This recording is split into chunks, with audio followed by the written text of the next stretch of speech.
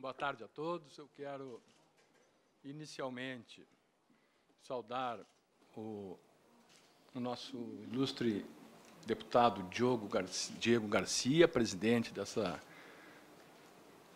comissão. Saudar também o deputado Joaquim Passarinho, vice-presidente. Saudar os colegas de mesa, doutor Flávio, doutor Clodoaldo. Saudar as pessoas que prestigiam esse evento, prestigiam essa discussão. Agradecer, deputado presidente, em nome da CONAMP, a honra de participar da discussão desse assunto de fundamental relevância para o momento em que vive o país. Acho que o legislativo brasileiro tem dado mostras em que pese o olhar de desconfiança que, às vezes, lhe é lançado pela sociedade, que está absolutamente afinado com as grandes questões que afligem a sociedade brasileira. Então, quero parabenizar o Legislativo e, ao mesmo tempo, agradecer a deferência de oportunizar a Associação Nacional dos Membros do Ministério Público, que é uma entidade representativa dos membros dos Ministérios Públicos Estaduais, dos membros do Ministério Público do Distrito Federal e do Ministério Público Militar, cerca de 15 mil profissionais do direito dessa área, de trazer aqui aquelas contribuições que parecem ser adequadas à tramitação da PEC 333 de 2017. Pois muito bem, meu caro presidente. A CONAMP já há algum tempo se preocupa com esse assunto. E rememorando as intervenções que foram feitas em relação ao tema, se chegou lá no ano de 2012, quando se discutiu a extensão do foro especial para as ações de improbidade. Esse assunto tomou conta do país. E a CONAMP, por seus órgãos, juntamente, inclusive, com o Conselho Nacional dos Procuradores Gerais, o que dava uma legitimidade maior para aquela manifestação da época, se posicionou absolutamente contrária à extensão do foro especial para as ações de improbidade, porque entendia que era antidemocrático, que não correspondia àquela nova visão de sociedade que a Constituição de 1988 trouxe e que privilegiava o princípio da igualdade. E, nesse documento, já faz algumas críticas, mesmo que de forma indireta, à previsão do foro por prerrogativa de função para os crimes comuns. Quando esse assunto voltou, tomou conta do Brasil, esse momento mais próximo, nós achamos conveniente renovar uma enquete aos quase 13 mil integrantes da CONAMP a respeito da sua posição em relação à proposta consubstanciada na PEC 333. E a grande maioria dos colegas, aí depois nós temos algumas discussões à látire, que é isso que eu vou centrar a minha manifestação, além das informações que eu quero prestar, a grande maioria dos colegas, uma representatividade expressiva dos colegas, entendeu ser contrário ao foro por prerrogativa de função para os crimes comuns. E, portanto, favorável à extinção desse foro, como previsto, não exatamente assim, mas essa era a pergunta, como previsto na PEC 333. A discussão que surgiu no âmbito do Ministério Público, a partir desta manifestação de vontade dos membros da Associação Nacional dos Membros do Ministério Público, e mesmo contemporaneamente a coleta de informações, é de que, muito mais importante para a gente encaminhar, presidente, uma solução adequada para esse problema, era conhecer exatamente quais são as razões da alteração que se busca. Por que nós queremos mudar o foro por prerrogativa de função? que, aliás, e é isso eu digo, é uma opinião pessoal minha, não se confunde com foro privilegiado. Tá? É um foro especial dedicado a determinadas autoridades, que pode até ter sido previsto de forma excessiva na Carta Magna de 1988, mas que, em princípio, tem essa conotação de proteger o exercício da função. Tá? Então, qual é a razão de se alterar essa previsão? É porque ela representa um odioso privilégio? Há quem diga isso. Aliás, a própria mensagem justificativa de encaminhamento da PEC 10, lá no Senado da República, traz essa referência expressa. Hoje, modernamente, segundo a justificativa, manter-se o foro por prerrogativa de função para crimes comuns é manter um odioso privilégio. E aí eu já tiro uma conclusão dessa. Se for esse realmente o propósito da emenda constitucional que quer corrigir esse odioso privilégio, nós temos que extinguir o foro por prerrogativa de função para todos. Inclusive para presidente da República, inclusive para chefe de Estado, chefe de poder. Por quê? Não há sentido manter um odioso privilégio para algumas pessoas, especialmente para aquelas pessoas que detêm um poder muito maior junto à sociedade, que têm um compromisso muito maior com a sociedade do que o cidadão comum, ou que servidores públicos em gênero, mas subalternos a essas autoridades, presidente da República, chefe do Supremo Tribunal Federal, presidente da Câmara, presidente do Senado. Por outro lado, se não é só isso que se quer atacar, se o que se quer atacar também envolve a questão da celeridade processual, nós estamos inconformados porque nos tribunais os processos não andam. Aliás, nós tivemos uma confissão aqui, eu tive a oportunidade de assistir parte da manifestação da ex-corregedora nacional da Justiça, ministra Eliane Calmon, confessando, testemunhando que o Superior Tribunal de Justiça, pela sua corte especial, que é encarregada de julgar as ações originárias em matéria penal de autoridades que detêm foro por prerrogativa de função, não consegue fazer isso. Que leva anos para receber uma denúncia. Porque os 15 membros dessa corte especial ou fazem um interrogatório tão forte em relação ao relator que ele tem que recuar no seu propósito e dar andamento no processo, ou porque se pede vista, ou porque a complexidade do caso exige que as discussões se posterguem no tempo. O ministro Barroso fez essa mesma confissão de culpa, aliás, dizendo que o foro por prerrogativa de função constrange o Supremo Tribunal Federal, que não tem capacidade de dar conta das demandas que lhe são dirigidas nessa área.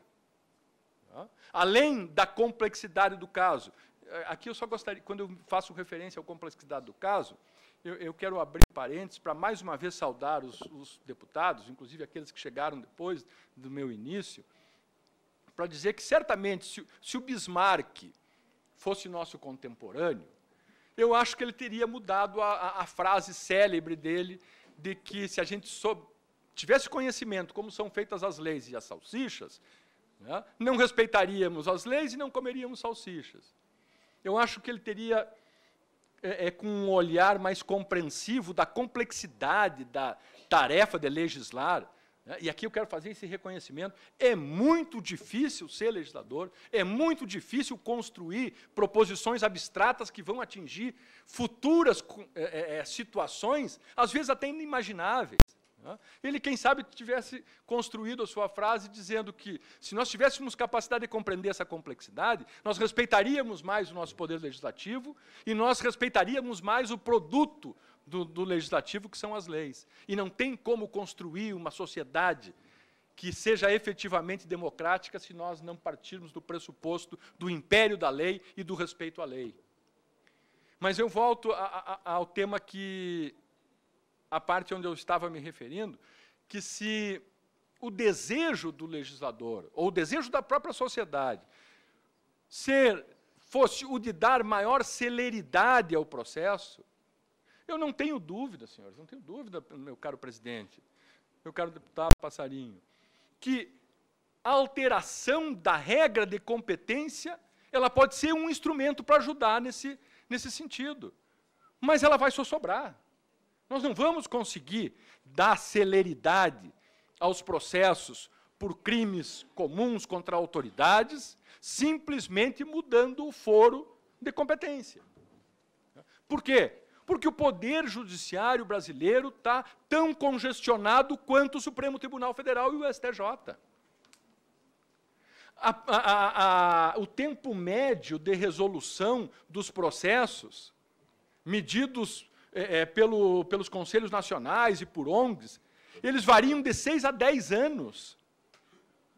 Se nós considerarmos, por exemplo, as ações de improbidade, que, embora não tenham a natureza penal, elas têm uma similitude muito grande com as ações de natureza penal. E essas têm esse prazo de duração. Nós temos no Brasil 4 instâncias a serem cumpridas, quando ela começa lá na Justiça de primeiro grau. E eu não tenho dúvida também, meu caro presidente, que se nós indagássemos a alguém que é detentor do foro por prerrogativa de função, se ele preferiria ser submetido a um processo lá no Supremo Tribunal Federal ou no juízo de primeira instância, eu tenho certeza que ele consultaria o seu advogado e receberia como resposta: opta pela primeira instância. Larga esse foro privilegiado aí que eles estão dizendo. Vai para o foro comum. Vai com todos os mortais. Né? Por quê? Porque aí tu terá 4 instâncias. Tu terá uma enormidade de recursos. Tu vai postergar esse processo até que a prescrição lhe pegue. E tu vai sair impune dessa imputação. Então, resolver o problema do foro por prerrogativa de função, se o problema que nós quisermos resolver é o da celeridade, esse caminho pode até ser um passo, mas ele é um passo de formiguinha. O grande enfrentamento que se tem que fazer em relação a isso não é pela mudança da regra do foro. Por outro lado, eu cheguei a escrever aqui numa folhinha que eu estava preparando a minha manifestação aqui, de que a torcida pela queda do foro é uma unanimidade nacional. Hoje, dificilmente alguém sustenta contra essa pretensão, né, de acabar com o foro. Alguns não sabem nem por quê. Todo mundo está dizendo que abaixo o foro, também só abaixo o foro. Outros acham que querem acabar com o odioso privilégio, como eu já falei antes. Outros querem acabar com a morosidade que reina nos tribunais superiores, conforme confissão ou testemunho dos próprios integrantes dessas cortes. E outros tratam da questão da efetividade. Seria uma forma de resgatar a efetividade do direito penal. Bom, o Ministério Público brasileiro, meus caros, ele é, quem sabe, a instituição que mais propugna pelo retorno da efetividade ao direito penal brasileiro. Somos, por isso, até criticados. Às vezes acham que nós estamos nos excedendo nessa pretensão. Mas nós somos os primeiros a pregar a necessidade de que o direito penal brasileiro volte a ser efetivo. Não só para acabar com a impunidade, meu caro presidente. Não, porque o principal objetivo do direito penal é sua finalidade preventiva. Quando um Estado elenca um rol de condutas proibidas e diz que se tu cometer aquilo, tu vai ter uma pena X, e o cidadão entender a mensagem, dizer, olha, se eu cometer aquele fato, eu vou ter uma pena X, o que se espera é que ele não cometa o fato. É que a força intimidativa do direito penal, ela efetivamente produz efeitos. E isso tudo é a questão da efetividade do direito penal. E será que nós vamos resolver essa questão pela via da troca da regra de competência para julgamento dos detentores de foro por prerrogativa de função? Não vamos. Não vamos. Nós estaremos enganados se pensarmos que estamos agindo assim. Isso pode contribuir? Pode contribuir. Agora, reduzir a impunidade, reduzir a taxa de resolutividade dos crimes no país, que nos casos de homicídio, que é o número, que é o item universalmente usado para aferir como que uma determinada sociedade reage às questões de violência, por exemplo, é um número vexatório, vergonhoso, de quarto mundo. Então, essas questões que passam pela efetividade do direito penal, seguramente nós não vamos reformar, recuperar, atualizar, modernizar pela troca da regra de competência do foro por prerrogativa de função. Por isso, meu caro presidente, que, a par de fazer essas considerações que nos pareceu, em nível de Conselho Deliberativo da CONAMP, importantes que fossem trazidas, até porque essa casa é o palco de discussão de todas as grandes questões nacionais. Aliás, está discutindo, essa comissão está discutindo o foro por prerrogativa de função. A comissão ao lado está discutindo a reforma do Código de Processo Penal. E nós temos que ter um olho no gato e o outro no peixe. Se não salvamos o peixe, mas o gato escapa pela janela. Então, se nós quisermos efetivamente travar um combate que possa efetivamente levar a uma melhoria dos índices de efetividade do direito penal brasileiro, nós não podemos nos limitar a um olhar a essa PEC e aquelas outras tantas que sugerem, ou uma extinção do foro por prerrogativa de função, ou uma restrição a esse foro, que me parece são instrumentos, sim, de avanço na regulamentação dessa matéria, mas que não são absolutamente suficientes. Em síntese, a CONAMP é favorável à extinção do foro, revela essas preocupações, revela mais uma preocupação, de que, no trato dessa matéria, e aqui eu peço ajuda aos meus colegas opositores, que certamente têm um conhecimento maior do que o meu na área da ciência penal, que a legislação e a própria doutrina brasileira, a própria jurisprudência do Brasil, e me parece que isso reflete diretamente nessa questão do foro, tem feito uma certa confusão entre o conceito de crimes comuns e crimes de responsabilidade. Tratando, algumas vezes, como se fossem crimes de responsabilidade, crimes tidos pela doutrina, pela ciência penal, como crimes comuns, só que praticados por um sujeito especial. Esses dias eu conversava com um parlamentar, meu amigo, pessoal, e tratávamos, assim, dessa matéria, e eu perguntei para ele, mas vem cá, e se nós estivermos falando de um crime de abuso de autoridade, por exemplo, ou de um crime de... Porque sempre se quer vincular o exercício da função pública à regra do foro especial. E o que não é no exercício da função pública, não é próprio das funções daquele agente, seria crime comum e vai para a justiça comum. E eu perguntei para ele, se o sujeito, se o juiz de direito, for acusado de um crime de abuso de autoridade, aí é crime de responsabilidade. Não é. Não é, pelo direito brasileiro não é.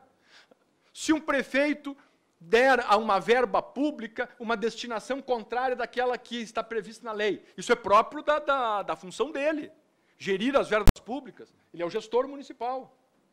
Isso é crime de responsabilidade. Não é. É crime comum. Mas se houver lá tal coisa, é crime de responsabilidade. Não é crime comum. Então, nós precisamos interferir para corrigir essa distinção, ou melhorar a compreensão, seja no ambiente legislativo, porque o Código de Processo Penal brasileiro, que atualmente está em vigor, ele trata como crime de responsabilidade crimes funcionais, que são crimes comuns. Tem um capítulo próprio do procedimento dos crimes de responsabilidade praticados por funcionário público, artigo 513 do Código de Processo Penal. Está tratando de crimes de responsabilidade? Não. Está tratando de crimes comuns praticados por funcionário público. E esses são crimes comuns. Esses são jogados para a jurisdição comum. Então, a par dessas considerações e observações que nos pareceu importantes trazer aos senhores, sintetizo dizendo que nós somos a favor da restrição, se entender que é odioso, extinção do foro privilegiado. Ninguém tem. Se entender que não é assim, que nós queremos melhorar o tratamento, aí, quem sabe, uma restrição, na própria formulação feita pela redação atual da PEC 333, que limita o foro especial àquelas autoridades máximas da União. Me parece que tem que ser incluído ali a Procuradoria-Geral da República, porque o Ministério Público brasileiro, por força constitucional, tem tratamento simétrico, idêntico, similar ao do Poder Judiciário, e, portanto, se está o presidente do Supremo Tribunal Federal, deve estar também o Procurador-Geral da República, porque se tem razões para o presidente do Supremo Tribunal Federal ter um foro especial, ele que não tem ação, o presidente do Supremo Tribunal Federal e os juízes em geral, eles só agem quando provocados. Se nós tirarmos eventuais garantias de quem tem competência administrativa para provocar a jurisdição, nós estamos fragilizando todo o sistema. E, por outro lado, isso é uma questão que foi discutida também no nosso ambiente, o fato de manter o foro, se vai manter porque ele é importante, exclusivamente na União, é mais um item de desprestígio do Pacto Federativo. Nós estamos dizendo, implicitamente, que os Estados são menos que a União, quando os Estados federados são a mesma coisa que a União. Só que eles pactuaram de se unir para formar um Estado unitário, que deve propugnar pelos mesmos objetivos do Estado membro. Então, me parece que também seria adequado estender essa regra restritiva, e só ela, aos Estados federados. Agradeço a paciência de me ouvirem e me coloco à disposição para eventuais debates sobre a minha manifestação. Obrigado, presidente. Bom, senhores, em termos de considerações finais, eu quero reiterar, em primeiro lugar, o agradecimento aos membros da comissão, especialmente à mesa diretora dessa comissão, o convite que foi endereçado à CONAMP. Nós nos sentimos muito honrados em poder estar aqui contribuindo, mesmo que modestamente, com os trabalhos da comissão. O Ministério Público tem o maior respeito pelo Poder Legislativo, isso eu fiz questão de deixar bem claro no início da minha fala, e eu gostaria de não só reiterar aquilo que eu disse, mas invocar como testemunho dessa minha afirmação o fato de que não sei se tem outra instituição que nos últimos anos tem sido tão discutida no âmbito do parlamento. Nós tivemos, por exemplo, propostas legislativas que envolviam diretamente o Ministério Público, que, de uma certa forma, restringiam prerrogativas do Ministério Público, e eu cito exemplificativamente a Lei do Abuso de Autoridade, que foi proposta pelo senador Renan Calheiros no Senado Federal, no momento que todos sabem da vida brasileira, e que vinha sob o pretexto de proteger a sociedade contra qualquer abuso de qualquer esfera do poder. E ele dizia, textualmente, do presidente da República ao guarda municipal. Só que nós examinávamos os tipos penais, meu caro Flávio, e todos eles ou se referiam a agente do Ministério Público, ou a juiz, ou a delegado de polícia. Então, como é que quer proteger a sociedade contra essas pessoas, ou quer colocar essas autoridades sob o jugo de uma ameaça que lhes impede de exercer com independência e com autonomia as suas funções? Essa é uma questão a ser no mínimo examinada. As restrições ao poder, dever investigatório do Ministério Público, a toda hora estão sendo reativadas no âmbito do Poder Legislativo, para serem discutidas, e nós sabemos, todos nós, que as investigações criminais que foram encetadas nesses últimos anos, né, elas podem ter muitos defeitos, podem ter alguns abusos, até podem. Agora, elas foram fundamentais para que se criasse no Brasil um clima, né, de crença no Estado, de crença nos poderes constituídos, de que por mais relevante, por mais alta que seja uma autoridade, ela não está acima da lei. Essas questões, me parece, são fundamentais. Então, o Ministério Público, que foi alvo de todas essas discussões, vem aqui dizer que o Poder Legislativo é o foro competente para discutir todas essas matérias, e que nós somos parceiros dos senhores, né, e nós estamos aqui para hipotecar a nossa solidariedade e a nossa confiança de que, efetivamente, um Poder Legislativo forte é indispensável para que se concretize a sociedade democrática que todos nós sonhamos. E nós não podemos nos deixar embalar por algumas facilidades, porque daqui a pouco o alvo é a inviolabilidade do exercício da atividade parlamentar. Por quê? Ah, mas eles são invioláveis, os parlamentares, então isso é um odioso privilégio. Não podem ser. E aí, será que o parlamentar vai ter toda a liberdade para atuar, para vir aqui denunciar os graves problemas que afligem a sociedade? Se ele não tiver esse tipo de garantia funcional, não é pessoal, não é do Joaquim, não é do Diego, não é pessoalmente de ninguém, é da função. É para garantir o exercício da liberdade, o pleno exercício da função parlamentar. Essas questões que eu acho que elas devem estar na ordem do dia e elas devem ser o motriz das nossas atuações, né, da nossa preocupação, do nosso dia a dia, para que efetivamente nós possamos construir uma sociedade melhor. Em relação às questões que foram levantadas pelo deputado Diego, eu me valho das ponderações muito pertinentes feitas pelo Flávio, né, mas a CONAMP continua entendendo que, embora, e aí, pegando a expressão que foi usada pelo Clodoaldo, de que nós temos uma situação real e uma possível, não há dúvida que, se nós modificarmos os termos dessa PEC, ela vai voltar para o Senado, e quem sabe se perca a oportunidade e o ambiente para que ela seja efetivamente aprovada. É possível? É possível. Nós defendemos como ficha 1, né, a extinção do foro privilegiado para todas as pessoas, porque se ele é um foro privilegiado, eu volto a repetir, se ele é um foro privilegiado, e nós não queremos privilégio, nós queremos a igualdade a todos, se ele é um odioso privilégio, como diz a mensagem que encaminhou a redação original da PEC, por que nós vamos deixar o presidente da República, o presidente do Supremo Tribunal Federal, o presidente do Senado, o presidente do Congresso, portadores de um odioso privilégio? Eles que já têm, né, uma situação privilegiada por serem detentores desses altos cargos, né, já têm uma certa proteção pela própria condição de exercerem esses cargos. Ainda vão ter um odioso privilégio que o resto da sociedade não tem? Nem outras autoridades que, embora não pontificando a República, exercem funções indispensáveis para o funcionamento da República? Não sei.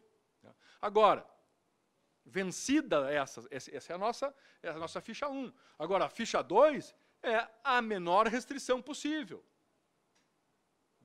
E qual é a observação que se faz? Que o direito é um sistema. E nós temos que velar pela harmonia do sistema, pela coerência do sistema. Então, se nós quisermos enfrentar esse tema a partir de um olhar de busca da celeridade processual, de busca de fim de privilégio, de busca de efetividade do direito penal, nós temos que nos preocupar também com os outros instrumentos que são as ferramentas que o Estado usa para realizar esses fins. Se nós ficarmos só na questão do foro por prerrogativa de função, nós vamos, mais uma vez, frustrar a sociedade naqueles desejos mais profundos e mais legítimos de construção de uma sociedade mais justa e mais igualitária. Muito obrigado pela oportunidade.